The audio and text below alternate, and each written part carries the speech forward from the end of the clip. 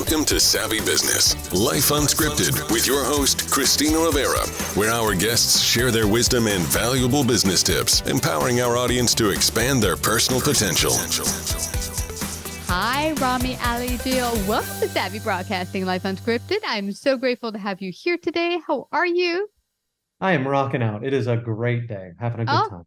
Yeah, rocking out here too. A little hot here in Spring, Texas. We're about to go up to 114 is what it's going to feel like, they said. Oh, my goodness. Yeah, it's one of those days you want to stay in air conditioning for sure. Absolutely. Yeah. We've been killing it over here. It's been an exhausting day. Thursdays are our slightly lighter days. I don't know what day this airs, but for me, this is my one day to catch up and get out in the world. So I appreciate it. Well, I'm glad you can come out today because a lot of our business owners, one of the biggest things they want to get on top of is really people. Well, how do they keep their people happy, their employees? And you are revolutionizing HR, streamlining the people process. Because people don't think about it. There is a process to HR and to running things in such a fashion that you get the best possible, work from your employees, and they're able to reach your fullest potential working with you and being part of the vision that you have for running your business. But what even brought you to creating your business? Oh, well, like everybody, every young man, there I was, 11 years old, Halloween. I dressed up with a clipboard, a nice suit, said I'm going to be in HR, right? Doesn't everybody dream of that? You're right. I've always been a business-minded guy. Started out, my first job was at 13 selling insurance appointments. I've always worked in that world. And over the years, the clients that I love to work with, by the time I was in my 20s, I realized I loved working with business owners. And as much as they may care about their own financial plans or their own insurance or their own marketing, what they really cared about was making sure the people who worked for them stayed working for them and did a good job. Mm-hmm. And since that was the number one problem that the people I wanted to work with and I loved talking with wanted solved, that's where I went. So for the last 15 years, that's what we've been doing. We help business owners put in place, optimize, develop from scratch, whatever's needed, the processes that take employees from enthusiastic people who just got a job offer to trusted, competent members of your team who will make good decisions. And that's what we do. That's awesome. Now, is there something over working with businesses for many years that you find a lot of businesses might miss with regards to people processes? I think, every business goes through phases. The smaller companies have different challenges than larger ones. But I would say this, for a lot of your listeners, I expect they're in the position where either they need to read the E-Myth Revisited and put in place standard operating procedures to scale their business on an operational standpoint. Mm-hmm. Or if they're lucky, knowing that 90% of businesses fail at that and never get to where they can even scale their operations. If they're lucky, they've figured that out. And now they're at a point where there are standard procedures for delivering their product or service. They've understood that, whether it's marketing, whether it's the actual changing of tires or advising their clients' taxes, there's a process they can follow to make that happen. And what happens is you wind up creating processes for every standard thing that happens. And then the business owner is left dealing with the new stuff every day. But what happened? And as you get bigger and bigger, the new stuff every day becomes always like it's not like I remember when we went from doing just a few states to doing 50 states, the amount of changes that happened every day meant that even if all I was dealing with were the novel items as a business owner, I had too much work. I couldn't possibly get through it. And that's where you start having to develop other leaders in your organization who can make decisions, not just follow the standard process, but figure out what to do.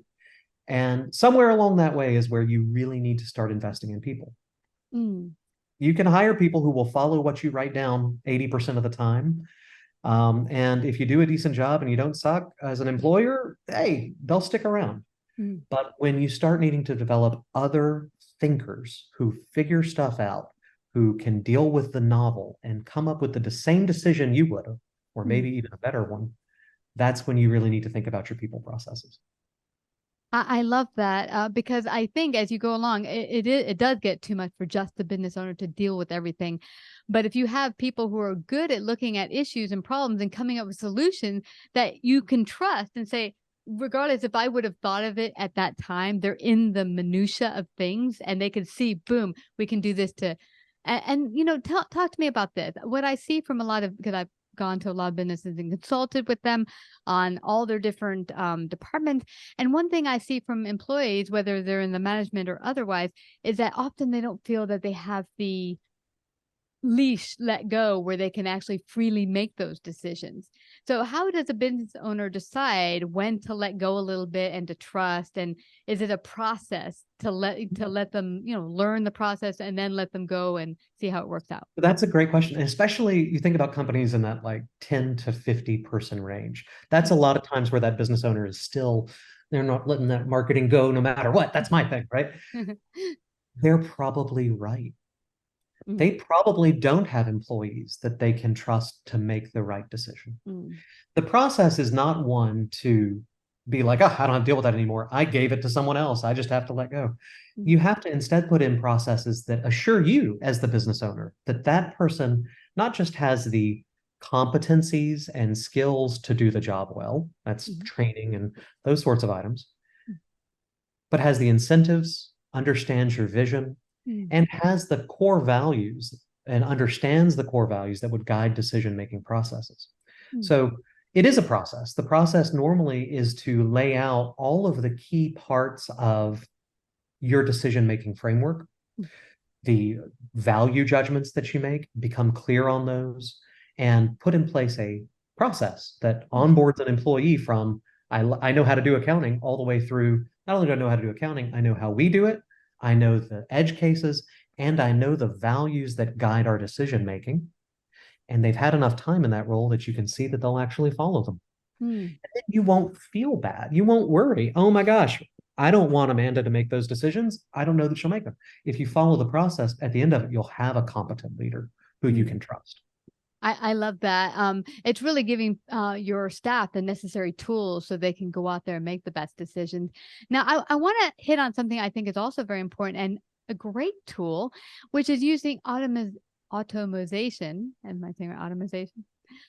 To really bring forth the best prospects for doing this. And I think a lot of, especially small businesses, don't take advantage of a lot of the tools out there.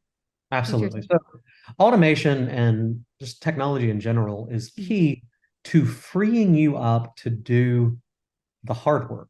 So let's take onboarding as an example.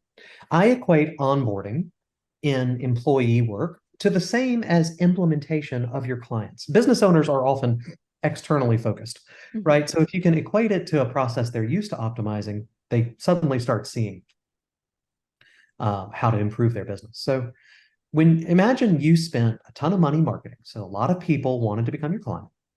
And then you spent a ton of money qualifying, selling, and finally closing someone for your business. And then after they decided, yes, I'll do it, you sent them a stack of black and white photocopies that are kind of crooked and fuzzy in places and said, cool, fill this out and we'll get rolling. You would never do that. And yet, so many small business owners, that's what they do for their employees. They market, they put out advertising, they spend a ton of time interviewing, and then they get an employee and they're like, welcome, here's your paperwork. You need to fix that. So what automation comes in, or what processes in general do, is allow you to put in place something that you're going to improve over time. So if we take onboarding, we have legal paperwork to fill out. We have information we need to convey and gather from them.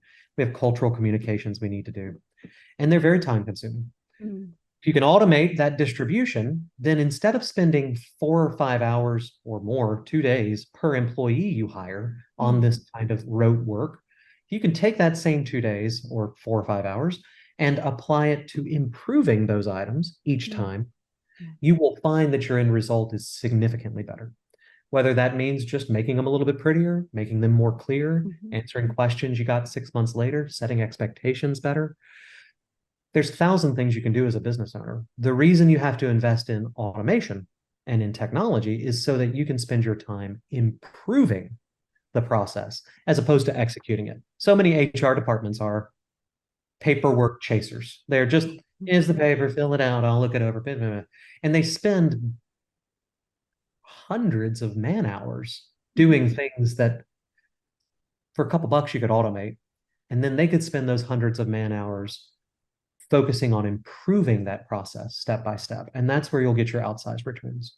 Yeah, I love replacing them. It's about making them be able to focus on doing it better. I love it. Rhamy, that is such a great point, because I recall one business I worked with many years ago. It was just that new employees would start and they just throw a pack. I think this is for you. Welcome. And then walk away. Oh, I feel so special. It's kind of like when you're dating someone, you wine and dine them, and then it's like, yeah, you're new. Old. That was a good night. Now. I'll see you in a week. Peace. Yeah. We don't want that. And then the other hand, I've been to some companies where they are very systematic. They have it down where the PDF is sent directly to you. Welcome package. You open your email. Welcome to the company. We're so happy to have you here. And then maybe they have a couple of tchotchkes on the desk welcoming you, which makes you feel that special when you're an employee. So you're so right. If you're able to use automation to make that process so much easier, then you can able to bring on the people, give them the necessary training, and make them feel like they're an integral part of the company and that you look forward to working with them. Right. And as business owners, you know this in the sales and the marketing and the delivery process. You would never think we're going to pack our product differently every time we do it. And yet people do that all the time in hiring. They say, well, this one we'll have them just talk with Christina for an hour and figure out what she's supposed to do. Yeah. Like, no, make a process. That's what my company does. But whatever, make your own. You're business owners. You're smart. You just have to turn your brain to it and think, hey, even if what we do is stupid, let's write it down and do it the same way. That way, next time we can make a slight improvement. It's just that little bit better every time that over time will compound to an extremely effective process. But if you never write it down and you never start with that process mindset, which for some reason HR is left out of a lot of times, right? HR people are the touchy-feely, lovey people like me. I'm one of those people. It's hard for them to think in that process-oriented way. And that's what we try to push. Well, let's say a business owner is like, I really don't know how to get started on this. So maybe you can we can call people processes to help us with that. What does it look like from start to finish where they come on board with you guys to help them get set up? Well, we work with business owners as small as like 10 employees. That's about the smallest we go. We could work with smaller, but we're going to charge you like you're 10. So probably 10 employees and up. And what we do, we have a 2-month implementation process where we go through payroll, benefits, employee communications, compliance, and operations. And we figure out each one of these pieces. It's an hour long a week that we're working with you directly. You're meeting with your team members. And then we put in place an entire technology stack and HR department for you from our staff.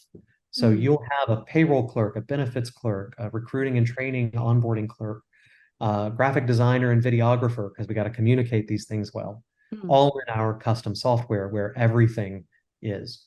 Clock in and out, sector benefits, have your performance review, incident report, workers' comp. It's all in one place on their mobile phone and online. So that's what we offer. It's about $1,700 a month for a 10-person company, and it goes up from there. That's our kind of spiel. Yeah. We work very well as kind of an HR department for hire. Our largest clients have around 600-700 employees. And we know how to take a company from 5 or 6 employees up to 1,000. We know the processes you need to put in place for that. Other companies use us just on our academy at peopleprocesses.com/academy. If you're a smaller company and you're thinking, hey, I don't need an HR department, I just want to know what to do next. On the academy, you can sign up for a 12-week course. It's 4 hours a week.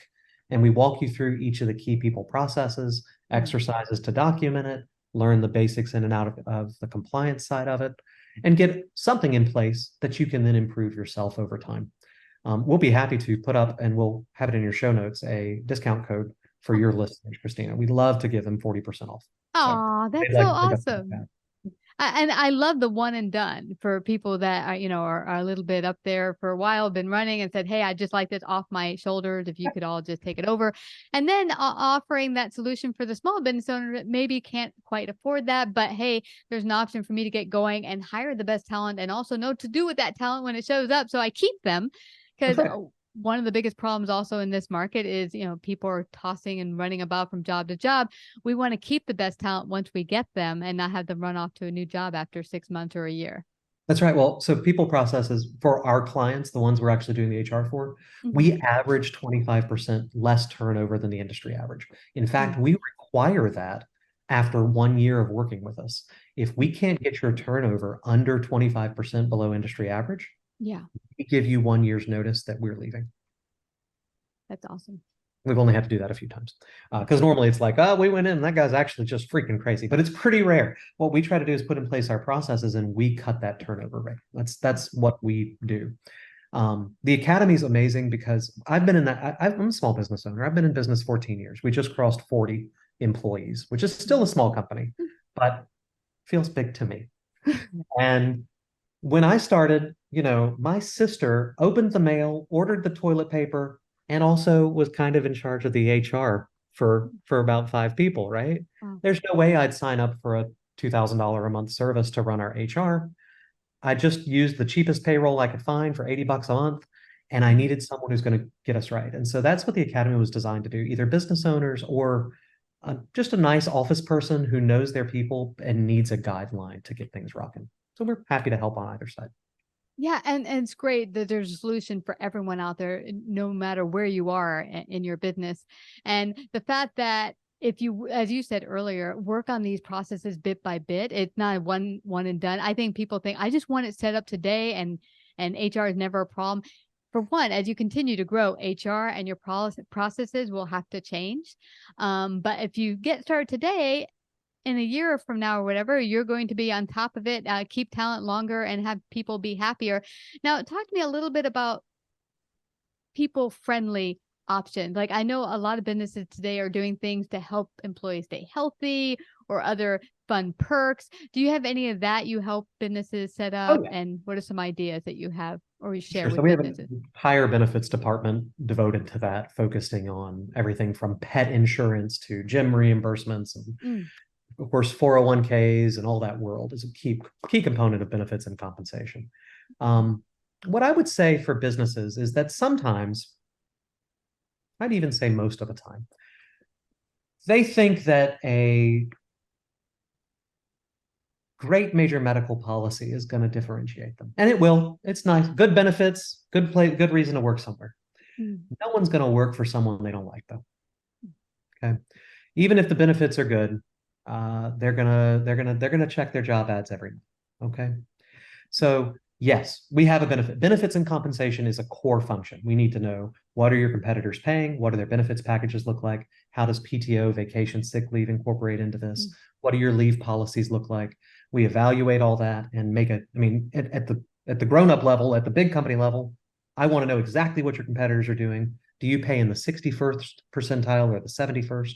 We look at all that. A good HR department will. At the small business level, it would be really great if you weren't a total butt head, right? Butt-headedness comes from not having an answer, not having a thing that you've thought about. When an employee comes to you and says, boss, I'm pregnant, I got to go do something. What do I do? And you've never looked at it before. Don't write your maternity policy once you got a pregnant employee. That's not the time to do it. Think about it when you can make a plan. That's like waiting until after the baby's name to pick. Waiting until after the baby is born to pick their name. You can do that. Works out for some people. Some people get named Funyetta though because you have a craving, right? Let's make the plan before the baby comes, and that's kind of how we look at some of those items. So when you're thinking about creating a culture that your employees want to work in, it comes from looking at the edge cases of the times your employees have to interact with your business. Your brand as a company is what your clients experience, feel, smell, look at whenever they interact with you. Your brand as an employer is the same way. Every time your employee gets paid, has a question, needs to request time off, has a major life event, moves. Every time is an interaction with your company. And it's an opportunity for your employees to hate or love working for you. Mm. Yeah. Improving those interactions will improve your brand. Wow. Putting the time. This is so informative for our business owners. I can recall one instance many, many moons ago where I was actually in a wonderful, unique spot where 3 businesses were bidding for me to work with them. One was paying the most amount of money. Great bennies, the best bennies I've ever seen. But I got a yucky feeling during the interview, and I was just like, I'm not gonna like working for this guy. So the other guys hearing, kept saying, "Oh, I'll pay you this, I'll pay you that." The one that was gonna pay the least, I could see me being the happiest at, being the feel I got during the interview with the people I was talking to, and the bennies weren't the best. It was a smaller company, but that, so money isn't everything, because you want to be happy going into work. And if you're going to get a lot of money, but want to shoot your brains out at the end of the day, not a good solution. That's right. And I mean, we often look at, let's take like a big 3 accounting firm.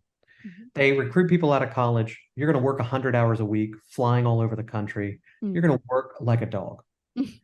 And people use that as an example of a high turnover, high burnout space. Mm-hmm. Those companies, I'm not going to name any names, but one of the big 3. Mm-hmm. If you go to people who have more than 10 years tenure there, 70% left and came back. Wow. The volume of work, the stress, those things matter too, and they may cause burnout, and you may have some turnover pieces there. Yeah. But how you treat them, those big 3 accounting firms, they have different reputations, but the people who go work there, they work there for 3 years and they say, I'm going to go do something else. This is way too hard, right? Mm. They are those people forever. When you go to an accounting conference 20 years later, there's going to be an alumni of Walters off in the corner, because those people are still part of that, because the experience is so unique and so driven to their identity that it makes a forever impact. Yeah. Any industry, whether it's high pressure law or low pressure nonprofit, we take care of kids, or not that that's low pressure, but yeah, I got a 3-year-old and 1-year-old. Ain't nothing low pressure about it. But no matter your company culture, no matter how difficult it is, you can find the right people that it'll make an impact on long term. It's not about the volume of work. It's not about the stress of the work. It's about defining your culture in terms that can be understood, that actually affect behavior, and putting in place processes that reinforce it. And you will find that there's people out there who want to work 100 hours a week, who want to wear a fancy suit, have a corner office, and that's what they're gunning for. They're gunners. Yeah. Make a culture of that. If you want, like I do, HR is about 98% women. There was a time where we had 28 women and 1 guy working here. And it was like, we want to create the environment where people can work from home, have kids, work-life balance, blah, blah, blah. That worked for a while. And then honestly, over time, the gunners overtook the I'm just looking for a 9 to 5 and go home thing. And we had to kind of pick. We had to go and create a culture that fit what we were actually working towards. So it can change over time. It can be a lot of different ways. But what I would just say is, I'm sorry, I've been wandering all over, but it's not what you think the culture should be. It's not, this business has to be this way. It's whatever you decide. If you can put in place processes and improve it over time, it can be perfect for you. I love that.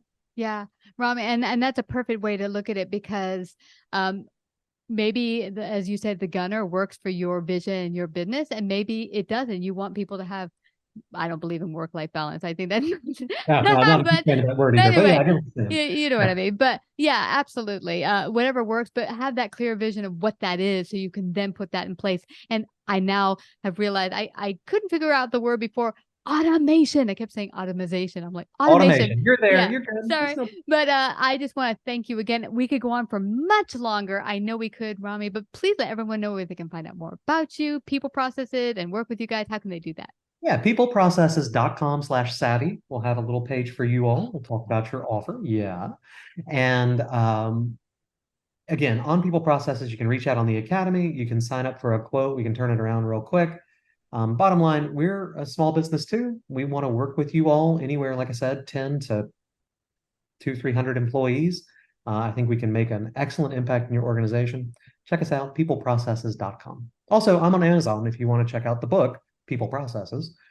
Just if you need a quick primer and introduction, $20, you can learn all you need. And that's great. Even a lower option for you just getting started as a business owner. Let's say you just didn't even open your doors yet. You just launched. Perfect way for you to get started is to buy the book today, People Processes, and find out all you need to know. Have the plan ahead of time so you don't run into problems with someone coming to you. I'm pregnant. What do I do? That's right.